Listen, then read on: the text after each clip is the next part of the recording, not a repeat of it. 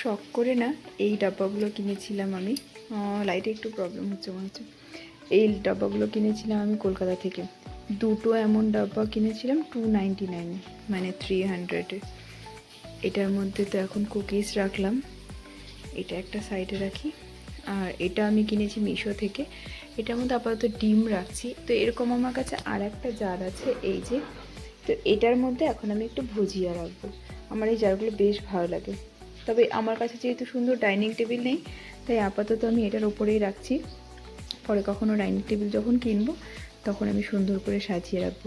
আর এই ম্যাটটাও আমি না মিশো থেকে কিনেছি, 100 সামথিং নিয়েছিল, মানে 160-65 এরকম। এত ভালো এসেছে ম্যাটটা, যথেষ্ট লেন্থের মধ্যে বড়, মানে দু সাইডে এতটা হওয়ার পরেও এটুকু করে বেঁচে যাচ্ছে। তখন এটা ঢেলে রাখি।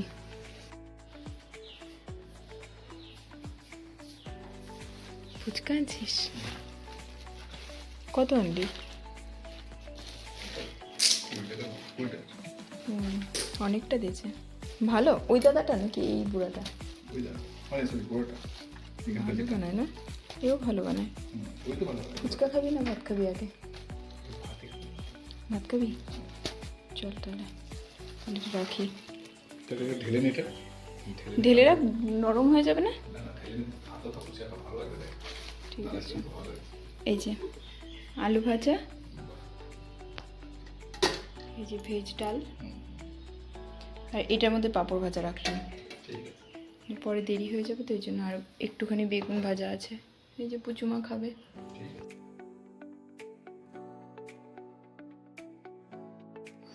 নমস্কার বন্ধুরা, সকলে কেমন আছেন? আশা করি সকলেই খুব ভালো আছেন। কালকের ব্লগে আপনারা আধা পার্ট তো দেখেইছিলেন, মানে আমার আধা দিনে আমি কি করেছি সেটা দেখেছিলেন। তারপরে মেয়েকে ঘুম পাড়িয়েছি, ঘর পরিষ্কার করেছি, ঘর একটু মোছার ছিল সেটাও করে নিয়েছি। তারপর ওর বাবাকে ফোন করে বললাম যে যদি পারো আমার জন্য একটু ফুচকা নিয়ে এসো, আমার খুব ফুচকা খেতে ইচ্ছে করছে। যদিও বা মাঝে মাঝেই আমাদের এরকম দুপুরবেলার সময় ও ফুচকা নিয়ে আসে। আর এদিকে আমি আলু ভাজাটা একটু গরম করছি, আর এখানে আমি ভেজ ডাল করেছি, পাঁপড় ভেজে রেখে দিয়েছি। পাঁপড় না প্লাস্টিকে রাখলে কি হয়, প্রতিদিন সেই প্লাস্টিকগুলো ফেলতে হয়, তো আমি এরকম একটা ডাব্বা বানিয়ে নিয়েছি। নিরামিষের দিন যখন আমি পাঁপড় ভাজি তখন আমি এটার মধ্যেই রেখে দিই। তো এখন আগে ওকে খেতে দিয়ে দেব, আমি এখন আগে ফুচকা খাবো, আমি পরে ভাত খাবো, কারণ একবার ভাত খাওয়া হয়ে গেলে না তখন আর ফুচকা খাওয়ার ইচ্ছেটা হয় না। কিন্তু ওর বাবা আগে বললো যে ও ভাত খাবে, পরে নাকি ফুচকা খাবে। তো ঠিক আছে, আগে ও ভাত খেয়ে নিক। আর অনেক দিন পর যেহেতু বাড়িতে এসে রান্নাবান্না করছি, তেমন কিছু মানে আমার কাছে সবজি তেমন কিছু নেই।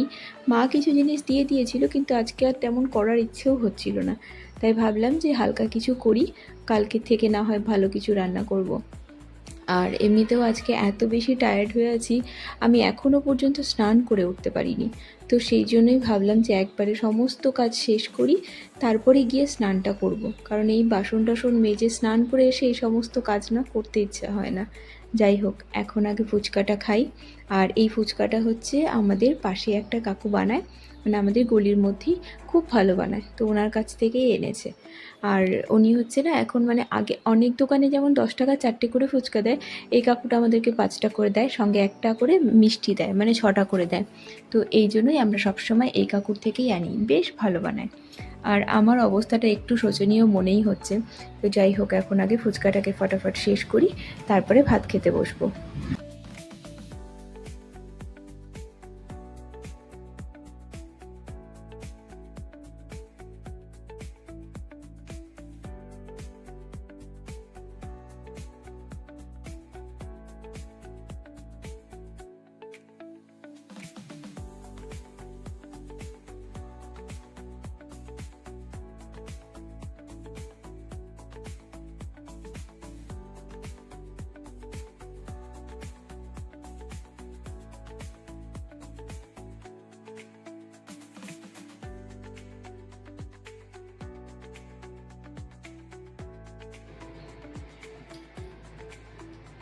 টুটু তুমি কি দিয়ে খাচ্ছ?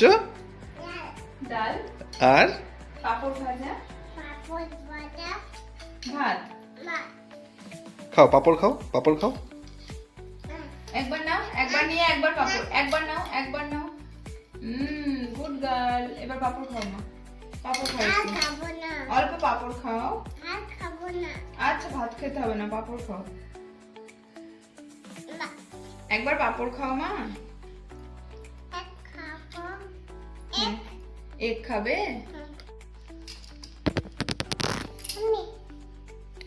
ঠাম্মি আছে? আর কে আছে? আর কে আছে?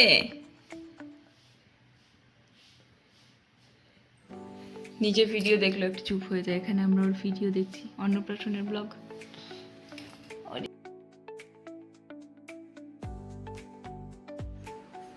ওর এই ছোটোখাটো সারাদিনের দুষ্টুমিগুলোতে কখন যে আমার সকাল থেকে রাত হয়ে যায় না আমি বুঝতেও পারি না। ঘরের কাজ তো থাকেই, সাথে ম্যাডামের দুষ্টুমি লেগেই থাকে। আজকাল তো আমাকে এগুলোতে ব্লগ করতে দেখে বলে, মা বক করব। মানে ও একটু ব্লগ করতে চায়। আবার মাঝে মাঝে দেখি ক্যামেরা অন করে নিজের থেকে যে কী বক করে। যদিও বা আমার কিন্তু বেশ কিউট লাগে এটা। হ্যাঁ, অনেকের আমি অনেকগুলো রিলস দেখি যেখানে বলে ডেইলি লাইফ ব্লগিংটা একদম ভালো লাগে না। কিন্তু কি করব বলুন, মানে কারোর ক্ষেত্রে তো এটা মানে সবার যেমন চিন্তাধারাটা একটু আলাদা। কয়েকজনের ক্ষেত্রে এটা পুরো প্রফেশনালভাবে এটা ব্লগিং। আমি যেমন আমার বাচ্চার বা আমার সব কিছু একটু স্মৃতি হিসাবে এখানে এডিট করে রাখতে চাই। মানে আমি একদম স্মৃতি হিসাবে এগুলোকে সেভ করে রাখতে চাই। তো একজনের মেন্টালিটি এক একটা। তারপরে যদি এখান থেকে কিছু ইনকাম হয় সেটা তো সত্যিই খুব ভালো কথা না? যতই হোক আমরা হাউসওয়াইফ, আমাদের যদি এক পয়সাও আসে সেটাও আমাদের জন্য অনেক। যাই হোক, এখানে আমার সব জামাকাপড় সেট করা হয়ে গেছে। এখানেও ঠান্ডা জামাকাপড় আলাদা করে নিয়েছি, এখানে আমাদের ঠান্ডা জামাকাপড় আলাদা করে নিয়েছি। এখন এই সবগুলোকে সেপারেট করে রেখে আমি আবার এগুলোকে গুছিয়ে অন্য আলমারিতে তুলে দেব। আমার আলমারির অবস্থা এতটা বাজে হয়েছিল, আর এখানে তো আমি এখন স্নান করে পরিষ্কার হয়ে নিয়েছি। এখন বাকি যে জিনিসপত্রগুলো আছে সেগুলো একটু গুছিয়ে নিয়ে একবারে ঠান্ডা জিনিসপত্র সব তুলে ফেলবো। মালবাজারে যদিও এখন ঠান্ডা একটু আছে, আর হ্যাঁ, এই ফোনটাই আমাকে দিয়েছিল। তো এখন তো একটু ঠান্ডা আছে মালবাজারে, কিন্তু হচ্ছে এতটাও নেই যে সোয়েটার পরতে হবে। ফুল স্লিভ কিছু পরলে বা একটু ভারী কিছু পরলেই কিন্তু যথেষ্ট। আর এখানে মেয়ে হচ্ছে ওর বাবাকে ডান্স করে দেখাচ্ছে। গানটা যদিও বা শোনাতে পারবো না, আবার সেই কপিরাইট আসবে। কিছুদিন আগে মেয়ের অন্নপ্রাশনের ব্লগ আপলোড করেছিলাম। প্রথমে তো ওটাকে বন্ধ করে দিল, চলছিলই না। তারপরে একবেলা চলার পরে, মানে আমি আবার করে আপলোড করলাম, একবেলা চলার পর সেটা আবার বন্ধ হয়ে গেল। বুঝতে পারলাম না কেন। যাই হোক, তো এখন হচ্ছে মেয়ে হচ্ছে আমার কোলে উঠবে। তো আমি বললাম একটুখানি দাঁড়াক, তারপরে আমি সব কিছু পরিষ্কার করে নিই। তো একটু মিটমিট করে হাসছে, যেন আমার সব কথা বুঝে গেছে। তো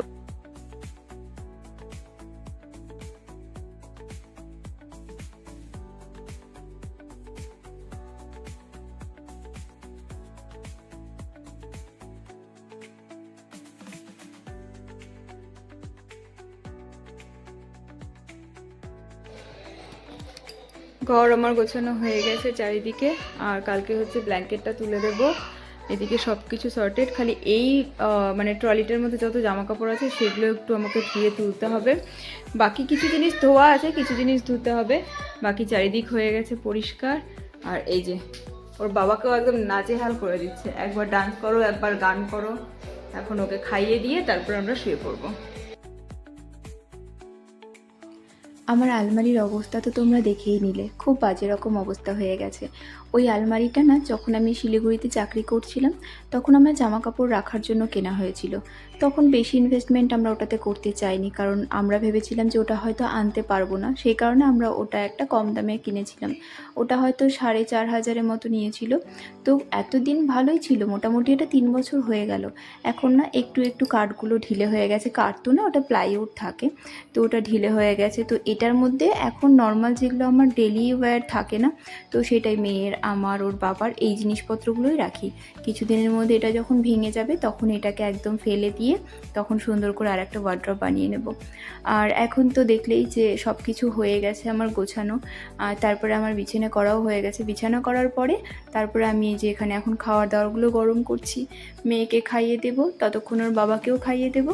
মানে সরি, ওর বাবাকে খাইয়ে তো দেবো না, মানে ওর বাবা একাই খেয়ে নেবে।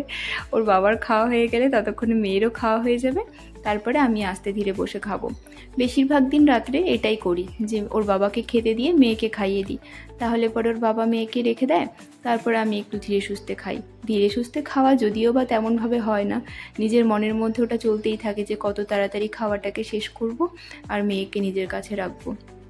কারণ ওনা যখনই মানে ওর খাওয়া হয়ে যায় তারপরে আর কারো কাছে থাকতে চায় না বেশিক্ষণ, মা আসো এটাই গান লাগিয়ে রাখে। যাই হোক, এখন ফটাফট করে যেটুকু ভাত আছে সমস্ত গরম টরম করে এগুলো খেয়ে নিই। আর ওর বাবা এখন কী যে করবে, কারণ একটু আগে বলেছিল যে রাতে আর কিছু খাবে না, তো যদি খায় তো ভালো, আর যদি না খায় তাহলে আমাকে আবার সেই ফ্রিজে রেখে দিতে হবে। এখন বাকি কাজগুলো আগে শেষ করে তারপরে মেয়েকে খাওয়াতে বসি। আর মেয়েকে না আমি 9টা থেকে 9:30টার মধ্যে খাওয়াই। বাড়িতে গেলে আমার একটু লেট হয়ে যায়, কিন্তু এখানে আমি মেয়েকে 9টা থেকে 9:30টার মধ্যে খাইয়ে দিই, কারণ এই বাড়িতে আমরা তাড়াতাড়ি ঘুমাই। ওই বাড়িতে যেহেতু আমাদের ঘুমাতে দেরি হয় আর সব কিছু আমাদের ওই বাড়িতে একটু দেরিতেই হয়, তো সেই জন্যই এই বাড়ির থেকে ওই বাড়িতে যখন ও যায় অনেক কিছু ওর বাহানা বাড়ে। অনেক কিছুতে তো এরকম করে যে কিছু কিছু বাহানা ওর এমন হয়ে যায় না, যেগুলো মনে করো আমার মানাও যায় না। তো যাই হোক, এখন এই বাড়িতে যে আছে, তো এই বাড়ির জিনিসগুলো ও ঠিকঠাক করে নেয়, এটাই আমার জন্য একটা প্লাস পয়েন্ট। কারণ এই বাড়িতে তো আমি সব কিছু একা করি, সেই জন্য এই জিনিসগুলো মানলে পরে আমার একটু হেল্প হয়ে যায়।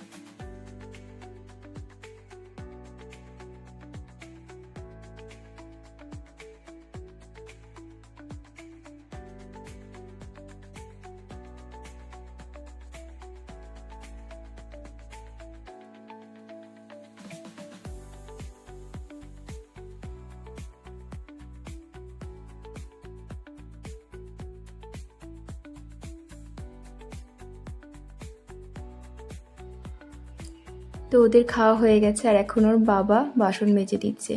অনেকে এটা দেখে একটু নেগেটিভ কমেন্ট করবে বা অনেকে এটা নেগেটিভ ভাববে, অনেকে এটা পজিটিভভাবে নেবে। তবে সত্যি বলতে সংসারটা যখন দুজনের, কাজটা তো দুজনেরই হওয়া দরকার না? তো যখন আমি না পারি তখন ওর বাবা আমাকে এইটা সব দিকে হেল্প করে দেয়। আজকাল যেমন ও সকালবেলা মেয়ের জন্য আমার জন্য ডিম সেদ্ধ করে রেখে দেয়, রাত্রেবেলা যদি ওর আগে খাওয়া হয়ে যায় যেটুকু বাসন থাকে ও ধুয়ে দেয়। যেটা ওকে আমি অনেকবার মানাও করি, কিন্তু ও বলে যে না, আমার খাওয়ার পরে একটু এক্সারসাইজ হয়ে যায় তো ঘুমটা ভালো হয়। তো ও সেগুলো করে। পরে বাকি যেগুলো এক্সট্রা বড় বড় বাসন থাকে, ও যেমন হাঁড়ি কড়াই এগুলো তো মাজতে পারে না, তো এগুলো আমি পরে আস্তে ধীরে করে নিই। হাঁড়ি তো রাতে আমি মাজি না, বাকি সব জিনিসগুলো করে সমস্ত ঘর পরিষ্কার করে জায়গার জিনিস জায়গায় রেখে তারপরে আমি শুতে যাই। তো অনেকেই যেমন না এই জিনিসগুলোকে খুব খারাপ চোখে দেখে যে ছেলেরা কেন কাজ করবে। তবে একটা জিনিস ভাবুন তো, আমরা সারা দিন যখন বাচ্চাকে সামলাচ্ছি, ঘরের কাজ করছি, রান্নাবান্না করছি, তারপরে এইটুকু আশা তো আমরা করতেই পারি যে আমাদের অসুবিধের সময়, এটা বলছি না যে সব সময় রোজ দিন করতে হবে, কিন্তু আমাদের অসুবিধের সময় যদি আমাদের হাজব্যান্ডরাই আমাদেরকে না বোঝে তাহলে পরে আর কিসের সোলমেট। যাই হোক, আমাকে ও অনেক বেশি হেল্প করে দেয়, আর ও যেটুকু করে আমার জন্য সত্যিই অনেক। এইটুকুই বা কে করে দেয়? কারণ আমি ছোট থেকে কখনোই আমার মাকে দেখিনি যে কারোর হেল্প নিতে, কিন্তু আমি এই বাড়িতে দেখেছি আমার শ্বশুরমশাই যেমন আমার শাশুড়িকে হেল্প করে দেয়, তেমনি আমার বড়ও আমাকে হেল্প করে দেয়।